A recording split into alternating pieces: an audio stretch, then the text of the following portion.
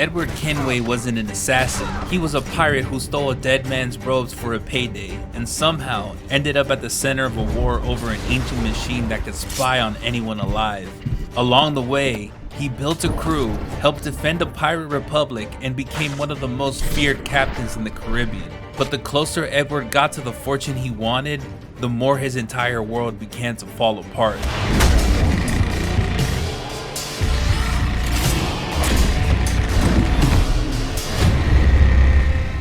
Our story begins in 1715, aboard a ship being torn apart by cannon fire off the coast of Cuba.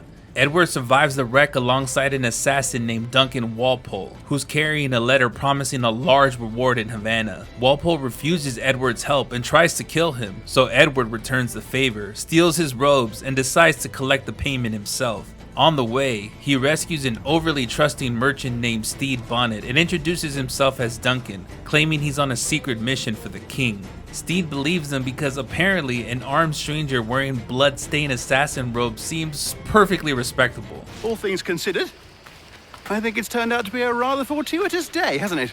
In Havana, Edward impersonates Walpole before Governor Torres, Woodes Rogers, and the Templar Julian Ducasse. Walpole had planned to betray the assassins by giving the Templars maps revealing their hideouts. Edward delivers them without understanding or even caring what they are. Then Torres reveals that the Templars are really searching for the Observatory. It's an ancient device capable of locating and watching anyone in the world through a sample of their blood. But the only person who can open it is a mysterious figure called the Sage. Edward hears machine capable of spying on anyone alive and immediately starts calculating how much he could sell it for. But when the Sage escapes, Edward's disguise is exposed and Torres has him imprisoned aboard the Spanish treasure fleet. Edward escapes with another prisoner named Adéwalé. Together, they free the captive, steal a brig during a hurricane, and name it the Jackdaw. Adéwalé becomes Edward's quartermaster, and they sail for Nassau, a pirate republic where Benjamin Hornigold, Edward Thatch, better known as Blackbeard, and the young James Kidd are trying to build a society beyond the control of kings. Edward quickly becomes one of the most successful pirates in the Caribbean, but unlike the others, he doesn't see Nassau as a destination. It's temporary. Years earlier, Edward left his wife Caroline behind in England after promising he'd return within 2 years. Caroline never cared about being rich, but Edward was determined to come home with enough money to buy land and prove that everyone who looked down on him was wrong. So while the others fight to keep Nassau free, Edward keeps searching for one enormous score. Hornigold warns him that wealth should be used to build something. It can't be the entire point.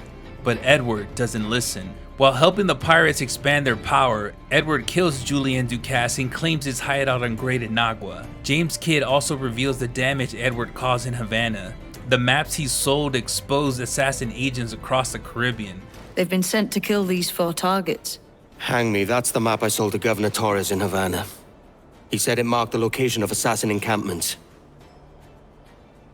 You think maybe you owe them a bit of warning then?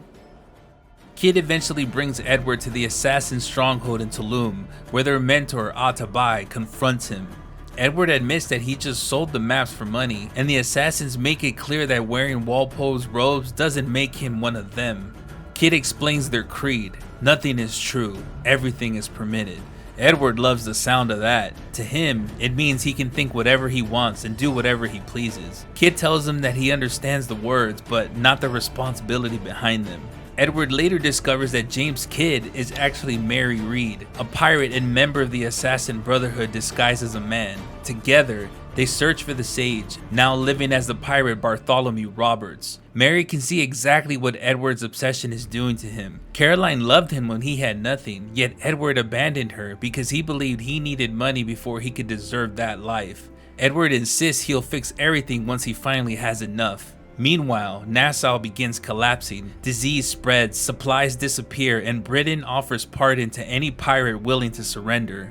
Hornigold accepts the pardon and joins the authorities. British forces occupy Nassau, forcing Edward and the remaining pirates to escape. Blackbeard retires, tired of fighting for men who won't fight for themselves. Edward tries to convince him to return, but British soldiers led by Robert Maynard attack Blackbeard's cove. Edward fights his way to his friend, only to watch Blackbeard fall beneath an entire squad of men. Afterward, Edward declares that Edward Thatch may be dead, but Blackbeard will live on in the nightmares of governors, the stories of sailors, and every pirate who dreams of being free. He will not be forgotten.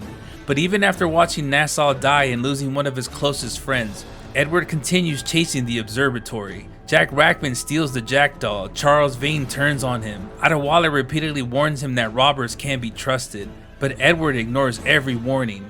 Roberts eventually agrees to take Edward to the Observatory in exchange for his help stealing a collection of blood samples. Inside the ancient chamber, Roberts uses a crystal skull to see through the eyes of anyone whose blood is placed near it.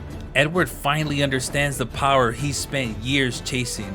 Then, Roberts betrays him. He steals the crystal, takes the jackdaw, and sells Edward to the British. Edward wakes inside a Jamaican prison, where Mary Read and Anne Bonny have also been captured. Their executions were delayed after both revealed they were pregnant.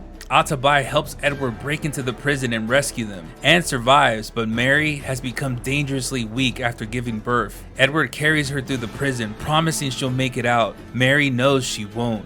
She looks at Edward and tells him, Don't die on my account. Go.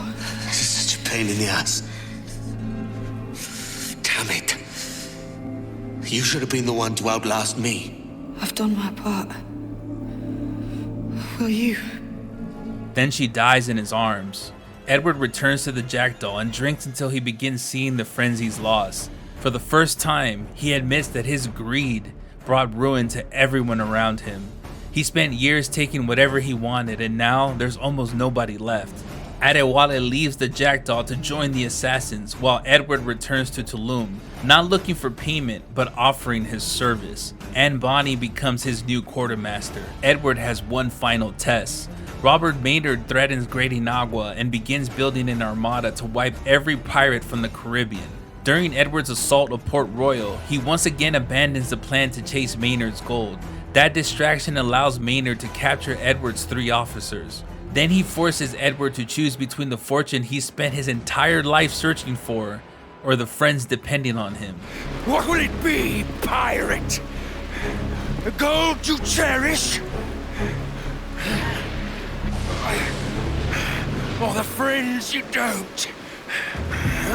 No! This time, Edward doesn't hesitate. He abandons the gold and saves his people. There's no secret reward waiting afterward. His people are the reward. Edward then finishes the fight he helped create.